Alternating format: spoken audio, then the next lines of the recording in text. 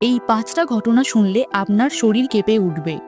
আপনি কি জানেন জগন্নাথ মন্দিরে এমন কিছু রহস্য আছে যেগুলি আজও কেউ চোখে দেখে না, তবুও ঘটেই যায়।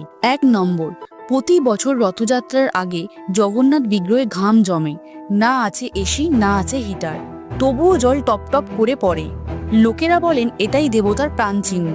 2 নাম্বার, সুভদ্রার বিগ্রহে আপনি কোনো চোখ খুঁজে পাবেন না, কারণ তিনি একমাত্র যিনি দৃষ্টির বাইরে জগৎ দেখেন, যিনি দেখেন আপনার অন্তরের সত্য। 3 নাম্বার, প্রতি 12 বছরে বিগ্রহ পাল্টানো হয়। পুরনো বিগ্রহের ভেতর থেকে বের করা হয় ব্রহ্ম পদার্থ। যিনি তা করেন তার চোখ বাঁধা থাকে, কেউ জানে না ভেতরে কি আছে। 4 নাম্বার, রথযাত্রায় রথ এক জায়গায় গিয়ে হঠাৎ থেমে যায়, ট্রাক দিয়ে টানলেও নড়ে না। পূজা করলেই আবার রথ চলতে শুরু করে। এই শক্তিকে ব্যাখ্যা করতে কেউ পারেনি। 5 নাম্বার, যেদিন রাজা আসেন মন্দিরে সেদিন পুরোহিতরাও